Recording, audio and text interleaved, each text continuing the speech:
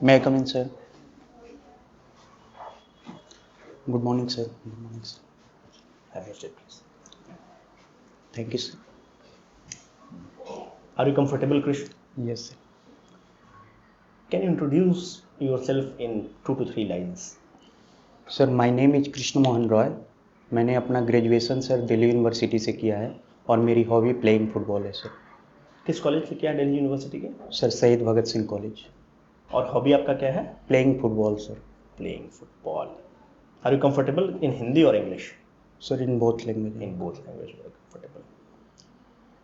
Since you have mentioned that your hobby is playing football, Yes, sir. where is the headquarter of FIFA? Have you heard about FIFA? Yes, sir. I have heard about it. Where is the headquarter of FIFA? Sir, Paris, sir, France. Are you sure enough? Yes, sir. I am sure. Are you sure enough? Yes, sir. I am Then sure. where is the headquarter of? Then Zurich is headquarter of what?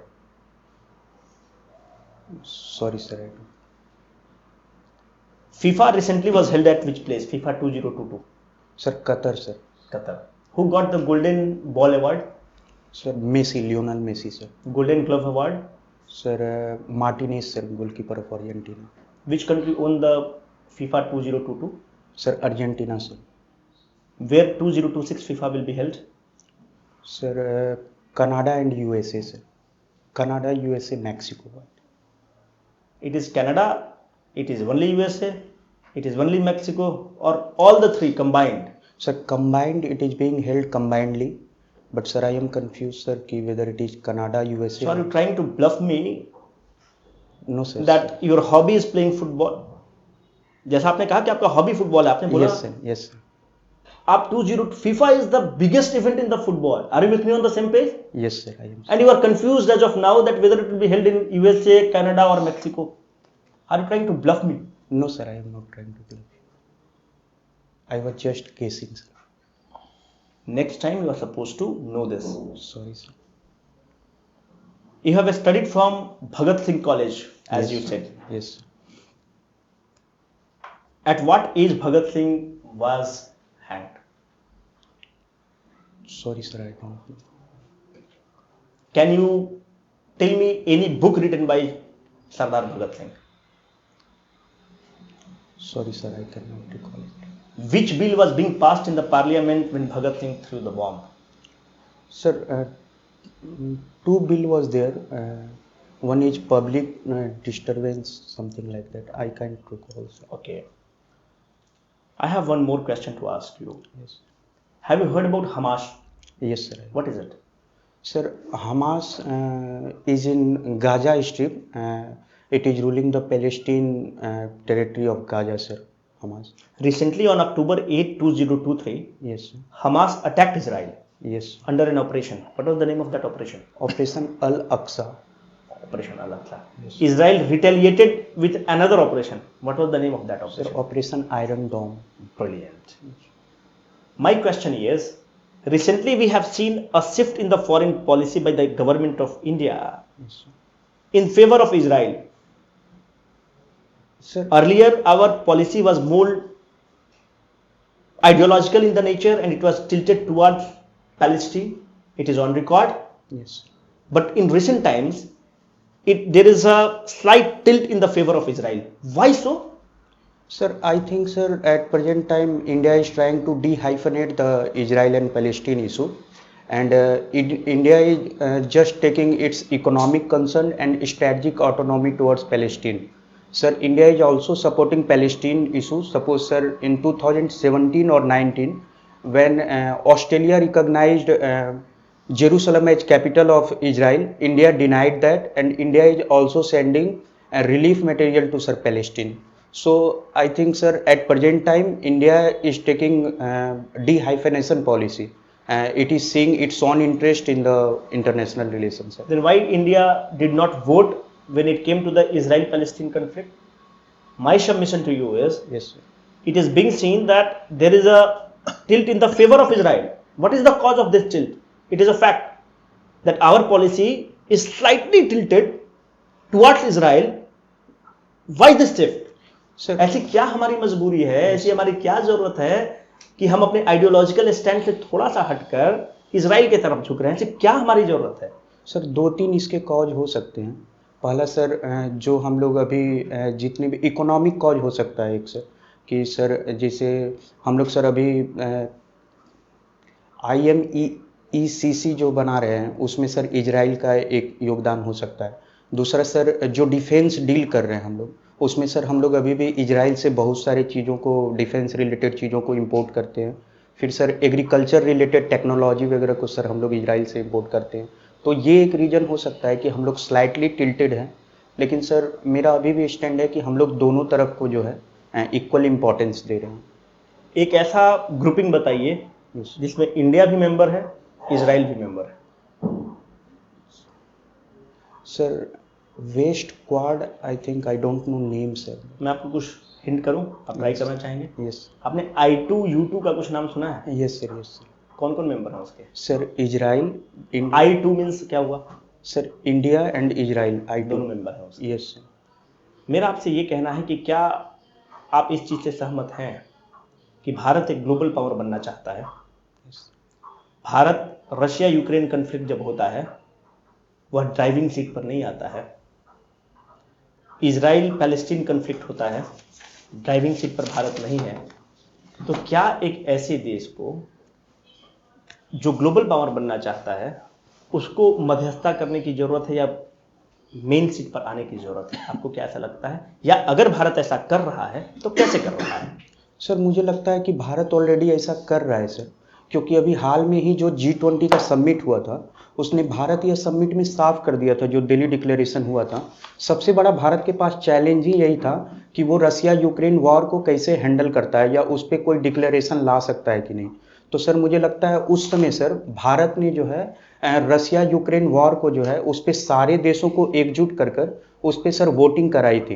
तो Russia Ukraine पे तो sir कर रहा है। और sir Israel और Palestine में भी भारत का हमेशा से सर ये स्टैंड रहा है कि हम टेररिस्ट ऑर्गेनाइजेशंस के खिलाफ हैं, इनह्यूमेंस के खिलाफ हैं। लेकिन जहाँ भी सर जो ह्यूमैनिटेरियन असिस्टेंट हो या फिर जहाँ भी सॉवरेनिटी की बात हो उस पर लगता है मुझे भारत आज भी जो है वोकल है सर पूरे इंटरनेशनल। मेरा आपसे लास्ट दो क्वेश्चन है।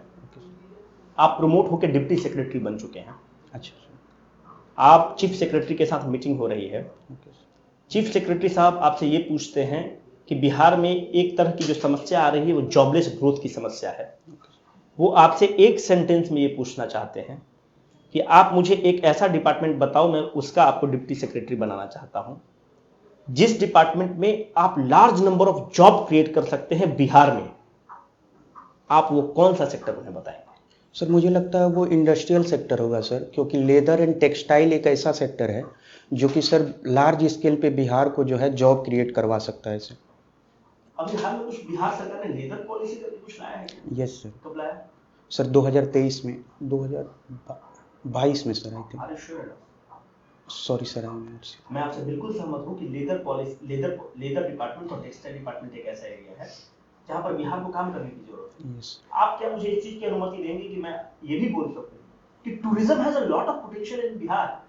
Yes sir, tourism lot of potential है, लेकिन मुझे लगता है सर जितना लेबर एंड टेक्सटाइल में जितना वर्कफोर्स इन्वॉल्व होगा जो कि बिहार की अभी ज़रूरत है, उतना सर टूरिज्म डिपार्टमेंट में नहीं हो पाएगा सर, क्योंकि वो लेबर इंटेंसिव नहीं, कैपिटल इंटेंसिव। आप कहना चाहते हैं कि एग्रीकल्चर सेक्टर में जो लोग इन्वॉल्व हैं उनको थोड़ा बहुत स्किल लेके हम लोग टेक्सटाइल और लेदर में मूव कर सकते हैं। कौन सा बिहार का जिला है जहां पर आप लेदर का उद्योग खोलना चाहेंगे? सर एक तो पटना है जहाँ पे ऑलरेडी ये है, और सर मुझे लगता है पटना के आसपास के जिलों में यदि जो हम लोग खोलें तो एग्लोमेरेशन इफेक्ट से सर उसका कॉस्ट, ट्रांसपोर्टेशन कॉस्ट कम हो सकता है, और सर मास स्केल पे हम लोग जो है लेदर का प्रोडक्शन करके बाहर भेज सकते हैं सर। मुजफ्फरपुर रहता है क्या जिला जहाँ पे हो सकता है? ये सर ये पटना के पास है तो मुझे लगता है उसमें भी हो सकता है सर, मुजफ्फरपुर। टेक्सटाइल के लिए कौन सा एरिया रहेगा? सर टेक्सटाइल के लिए सर मैं सोचूं इसके लिए मुझे लगता है भागलपुर, बांका, जो ये ईस्टर्न साइड जो है सर, जहाँ पे अररिया हो गया, यहाँ पे रेशम का उत्पादन सबसे ज़्यादा होता है, जूट का उत्पादन होता है, तो मुझे लगता है टेक्सटाइल के लिए वो एरिया सही रहेगा सर। अभी हाल के दिनों में एक इन्वेस्टर समिट होता है। Yes sir. जो इन्वेस्टर समिट होता है उसमें बिहार की सरकार प्लग एंड प्ले मॉडल की बात करती है। Yes what is plug and play model? Sir plug and play एक ऐसा मॉडल है सर जहाँ पे बेसिक इंफ्रास्ट्रक्चर आपको ऑलरेडी प्रोवाइड कर दिया जाएगा, आपको आकर अपनी इंडस्ट्री को सेटअप करना है। फॉर एग्जांपल सर, बियाडा जो है उसका अभी हेड है, वो जो है ऑलरेडी लैंड एक्विजिशन या फिर बेसिक जो भी फैसिलिटी हो सकती है, जैसे सर रोड सर्विसेज या फिर पावर सर्विसेज, इन सब को सर क्लियर कर देगी सरकार, ताकि जो इंडस्ट्रियलिस्ट हैं वो आकर यहाँ पे सुविधा अनुसार से जो है फैक्ट्री लगाकर सीधा जो है प्रोडक्शन चालू कर सकें सर। कृष्ण, यस। कंफर्टेबल हो? पानी चाहिए? नहीं सर। कृष्ण, ये बताएं कि वृंदावन में राधा रानी की पूजा क्यों की जाती है? कृष्ण भगवान की क्यों नहीं करते लोग? आप कभी गए हैं वृंदावन? यस सर, मैं गया हूँ। ऐसा क्यों होता है वहां पर? वहां राधा जी की पूजा होती है? Yes sir. क्यों, ऐसा क्यों? Sir may I guess? Please guess. Sir मुझे लगता है कि जहाँ तक मैंने वहाँ पे लोकल कहानियाँ सुनी थी, वहाँ पे कृष्ण भगवान जो है वो जो है बहुत सारी गोपियों के साथ जो है रासलीला रचाए थे, तो शायद इसलिए जो है वहाँ पे राधा रानी की पूजा होती है। मुझे श्योर नहीं है सर। कोई बात नहीं, ठीक है। अभी सर से आपकी बात हो रही थी तो आपने कुछ भगत सिंह जी के बारे में बताया कि उन्होंने बॉम्ब फेंका था। यस उनके साथ और कौन से लोग थे सर। उस एपिसोड में?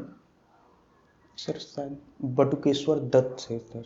ठीक है, लेकिन भगत सिंह जी को तो फांसी दे दी जाती है, बटुकेश्वर दत्त को तो नहीं दी जाती है, ऐसा क्यों होता है? सॉरी सर, इसके बारे में मुझे आइडिया नहीं। बटुकेश्वर दत्त कहाँ के थे? सर शायद बिहार के थे सर। शायद बिहार के थे। अच्छा, आपका ऑप्शनल ज्योग्राफी है, जैसा हाइड्रोग्राफिक सर्वे पैक्ट के बारे में आपने सुना है? सॉरी सर, इसके बारे में। आपको क्या लगता है कि इंडिया की फॉरेन पॉलिसी अभी किस तरफ की है, क्या है उसका, अगर आपको एक लाइन में बताना हो, what is India's foreign policy? Sir मुझे लगता है इंडिया अभी हाल फिलहाल में दो एस्पेक्ट पे काम कर रहा है। एक तो सर मिनी लेटरलिज्म पे, कि जो छोटे छोटे जो ऑर्गेनाइजेशंस हैं उसको सर बना रहा है इंडिया, जैसे सर क्वाड हो गया, I2U2 हो गया, क्योंकि इंडिया यह मानता है कि जो ग्लोबल ऑर्गेनाइजेशन है वो ट्रू रिप्रेजेंटेटिव नहीं है। और दूसरा सर मुझे लगता है अब इंडिया वेस्ट लुक पॉलिसी और एक्ट ईस्ट पॉलिसी, ये दो एरिया पे सर मेजर काम कर रहा है सर। इंडिया और उनके नेबर्स के कैसे संबंध हैं आपस में? अगर मैं आपसे कहूं कि हमारा ब्रदर कंट्री कौन सा है, तो आप क्या कहेंगे कि इनके साथ हमारे भाईचारे जैसा संबंध है? Which country? Name one. Sir मुझे लगता है बांग्लादेश। बांग्लादेश। ऐसा क्यों लगता है आपको? सर मुझे ये दो तीन कारणों से लगता है। एक तो सर जो लैंड डिस्प्यूट जो बांग्लादेश के साथ था, हमने सर इनक्लेव को एक्सचेंज किया था सर उनके साथ, पहला तो ये। दूसरा सर मुझे लगता है एज अ ब्रदर, इसलिए मैं बोल रहा हूँ कि बांग्लादेश हमारा कंपटीटर भी है। बहुत सारे जो क्लाइमेटिक रीजन जो हमारे यहाँ हैं वो बांग्लादेश के भी पास है, तो हम लोग जो है एक कंपटीशन के तौर पे अपने निर्यात को, एक्सपोर्ट को बढ़ाने के लिए सर हम लोग जो है compete करते हैं बांग्लादेश से। और सर मुझे लगता है हम लोग ने बांग्लादेश को आज़ादी दिलवाई है, तो इसलिए मुझे लगता है कि एक हिस्टोरिकल सिग्निफिकेंस है सर बांग्लादेश से, हम मतलब एक हिस्टोरिकल जुड़ाव है, इसलिए मुझे लगता है कि बांग्लादेश हमारा नेबर। आपको ये नहीं लगता कि हम जो बातें करते हैं ग्लोबल साउथ के, हम लीडर बनेंगे, ये बनेंगे, ये सब किताबी बातें हैं, जस्ट टू पैम्पर आवरसेल्फ, जबकि हमारे खुद के नेबर्स के साथ इतने मसले हैं जो सुलझ नहीं रहे हैं? सर मुझे लगता है कि एट फर्स्ट कोई भी चीज़ को सर ग्राउंड पे आने के लिए उसको सर किताब में होना तो पहले ज़रूरी है सर, इसलिए। और ऐसा नहीं है कि सर हम लोग सिर्फ बातें कर रहे हैं, हम लोग सर बहुत सारी चीज़ों को डिलीवर भी कर रहे हैं सर। जैसे कि सर सागर पॉलिसी हो गया, या फिर सर कोरोना के दौरान जिस तरह से हमने अपने नेबरिंग कंट्रीज को सर हेल्प की, या फिर सर टेक्नोलॉजी जैसे स्पेस वगैरह के मामले में हम लोग जिस तरह से अपने नेबरिंग कंट्रीज को हेल्प कर रहे हैं सर। अभी श्रीलंका में जो इकोनॉमिक क्राइसिस आई थी, हम लोग ने बहुत सारे चीज़ों को सर उनको फ्री में दिया, मतलब जैसे सर गेहूँ हो गया, धान हो गया, तो मुझे लग रहा है सर हम लोग हेल्प भी कर रहे हैं। तो मुझे लगता है ये किताब के साथ साथ ग्राउंड पे भी आ रही है। जब जैसे आप कोरोना की बात कर रहे हैं, तो ये कितना सेंसिबल डिसीजन है जब अपने देश के लोगों को ही वैक्सीन नहीं मिल रहा है और आप दूसरे देशों में बांट रहे हैं? How sensible is this? Has it got any significance? आपको क्या लगता है ऐसा क्यों किया जा रहा होगा? सर ऐसी कोई रिपोर्ट नहीं आई थी मतलब सरकार के तरफ से जिसमें यह बोला गया कि अपने देश में जो है वैक्सीन नहीं उपलब्ध है। सरकार का हमेशा से ये स्टैंड रहा है, जो भी रिपोर्ट आई है या न्यूज़पेपर की जो भी रिपोर्ट थी सर, उसमें ये हमेशा बताया गया कि हम लोग सेल्फ सफिशिएंट थे वैक्सीन के मामले में, और उसके बाद हमने अपने वैक्सीन को जो है दूसरे अन्य जो देश जो ज़रूरतमंद देश थे इस ग्लोबल क्राइसिस के समय उनको भी हमने दिया सर।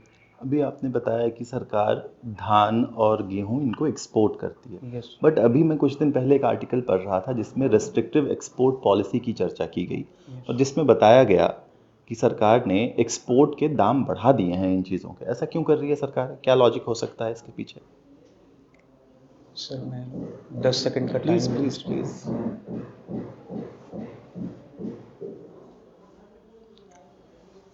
Yes sir. सर एक रीज़न तो ये हो सकता है सर कि हमें ग्लोबल जो मार्केट है अभी वहाँ पे इन चीज़ों की कमी है, मतलब जिससे सर रसिया यूक्रेन वॉर के कारण सर या फिर इजराइल और हमास का जो युद्ध चल रहा है उसके कारण सर।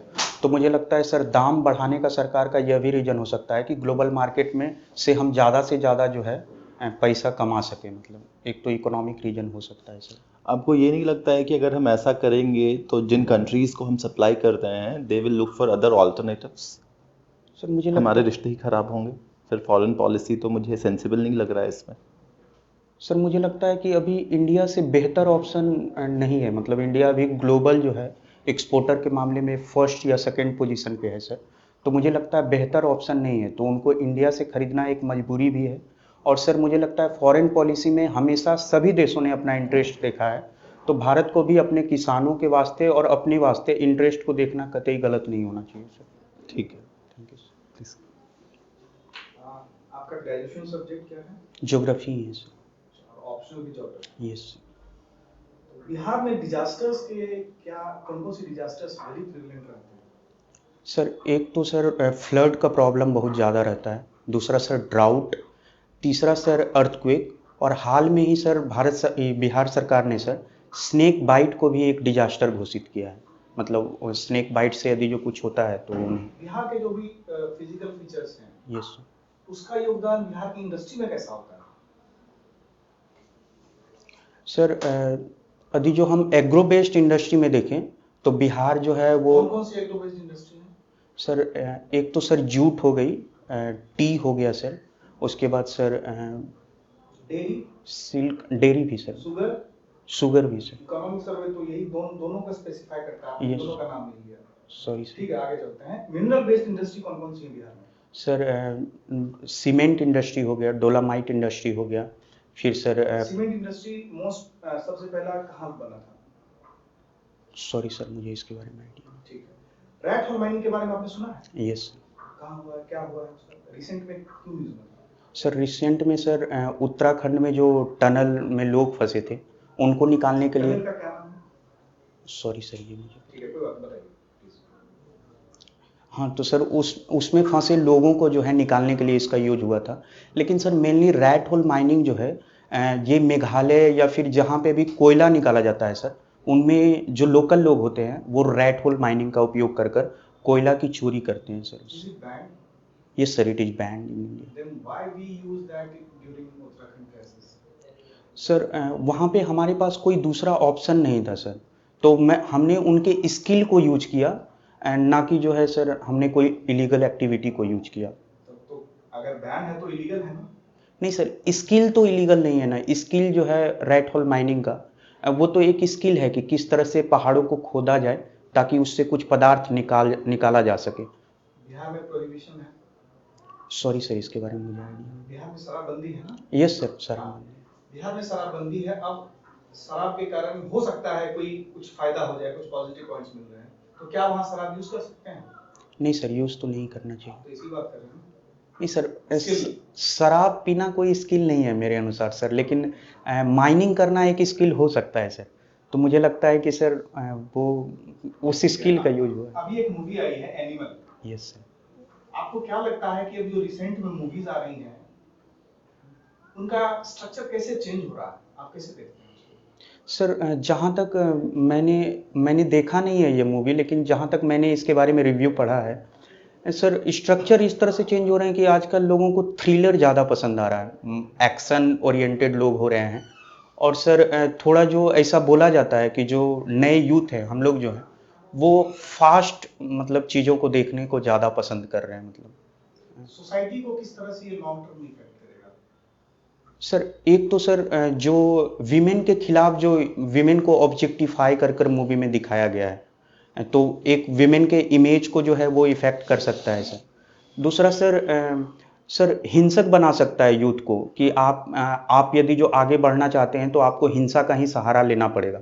तो ये मुझे लगता है एनिमल मूवी दो लेकिन जो तरीके से। अगर मूवी बना रहे हैं प्रोड्यूसर्स को क्या चाहिए, पैसा चाहिए, यस सर। लोग पसंद कर रहे हैं वो यस तो मूवी बनाएंगे, तो सोल्यूशन क्या है इसका? सर सॉल्यूशन है सबसे पहला तो सर एजुकेशन। मुझे लगता है यदि जो एजुकेटेड लोग रहेंगे तो मुझे लगता है वो समाज के बारे में ज़्यादा समझेंगे और वैसे मूवी का डिमांड भी होगा। सर ऐसा नहीं है कि सारे तबके के लोग जो है इसे देख रहे हैं।